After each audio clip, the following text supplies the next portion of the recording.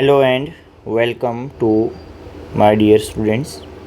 तो बच्चे, आज हम इस वीडियो लेक्चर में NEET compendium examples 5 to 11 discuss करेंगे, राइट। और ये एग्जांपल जो हैं केमिकल काइनेटिक्स चैप्टर से हैं, राइट। एग्जांपल 5 है the dimensions of rate constant of a second order reaction involves. अब सेकंड ऑर्डर का रेट कांस्टेंट हमसे पूछा है, उसके क्या डायमेंशंस होंगे। तो देखिए, हमने आपको कहा था कि जो हमारे पास रेट कांस्टेंट का फॉर्मूला होता है मोल पर litre whole power 1 minus n second inverse. अब सेकंड ऑर्डर की बात कर रहा है तो n की जगह 2 आ जाएगा, तो ये क्या हो जाएगा मोल पर लीटर, राइट, और पावर -1 आ जाएगा सेकंड इन्वर्स, राइट।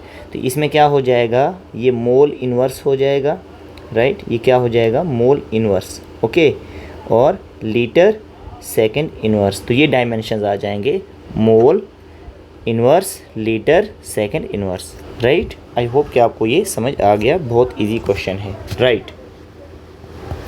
अब 6th एग्जाम्पल देखिए। 6th एग्जाम्पल है the rate constant of a reaction has the same units as the rate constant. तो वो रिएक्शन क्या होता है, तो वो रिएक्शन होता है ज़ीरो ऑर्डर रिएक्शन, राइट। क्योंकि ज़ीरो ऑर्डर रिएक्शन में क्या होता है कि जो हमारे पास रेट होता है वो के कंसंट्रेशन ऑफ रिएक्टेंट पावर 0। तो देखिए यहाँ पे anything raise to power 0 equal होता है 1। तो हमारे पास जो रेट है वो किसके इक्वल आता है, के इक्वल आता है। तो जो के का हमारे पास यूनिट होगा वही रेट का यूनिट भी होगा।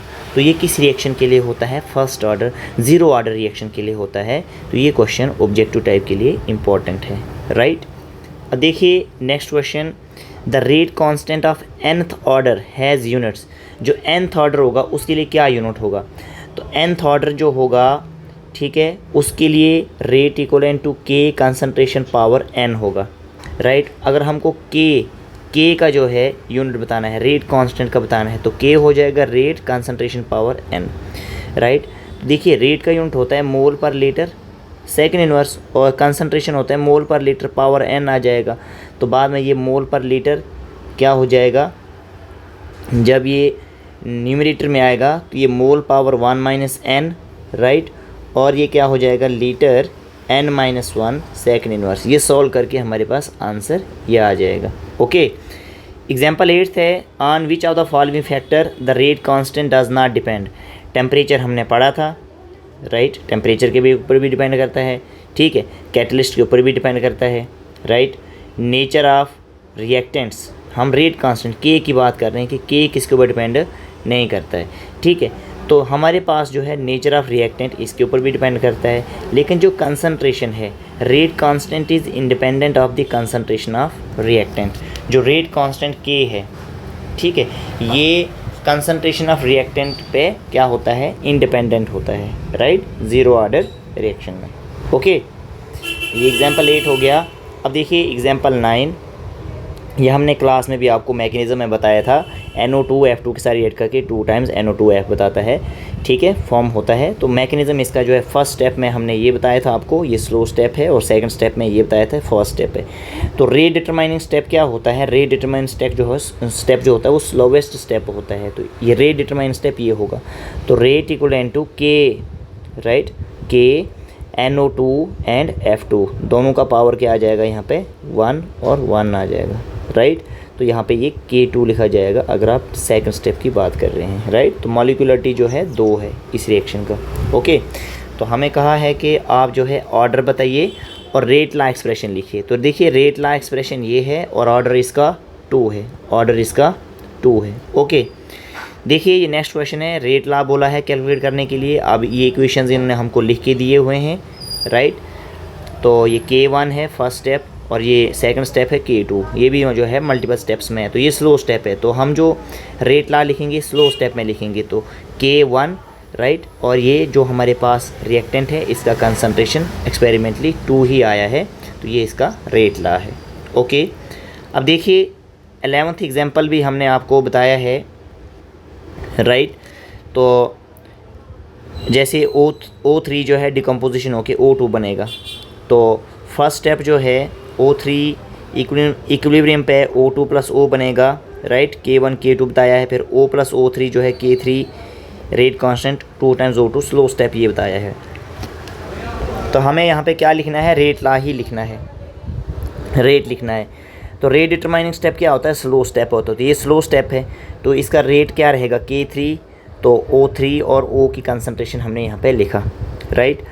अब इक्विलिब्रियम स्टेप के अकॉर्डिंग, ठीक है, ये जो इक्विलिब्रियम है यहाँ पे, इसके अकॉर्डिंग अगर आप रेट कांस्टेंट एट इक्विलिब्रियम लिखना चाहते हैं तो वो K1/K2 हो जाएगा, राइट। अगर आप K1 लिखना चाहते हैं, राइट, अगर आप K जो है, राइट, अगर आप ये जो है equilibrium constant K1 rate constant according लिखना चाहते हैं तो K1 क्या है, यहाँ पे क्या आ जाएगा हमारे पास, K1 में क्या आ जाएगा, O3, देखिए O3 आ जाएगा। तो K1 जब लिखेंगे तो रिएक्टेंट O3 है, तो O3 आ गया।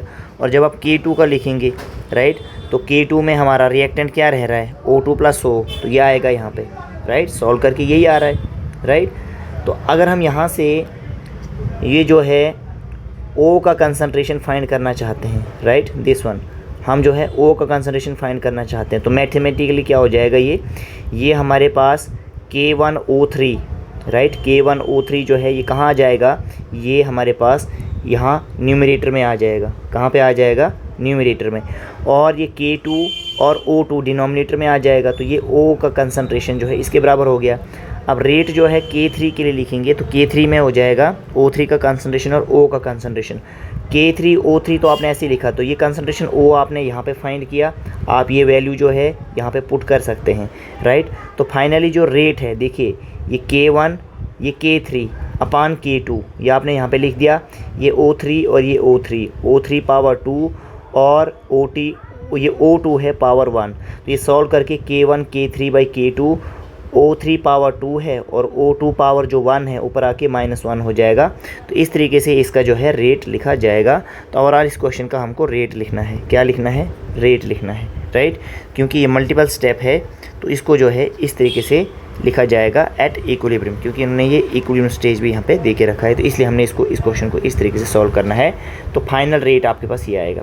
तो ऑर्डर क्या हो जाएगा इसका हो जाएगा 2 + -1, तो ये इसका फर्स्ट ऑर्डर रिएक्शन जो है आएगा।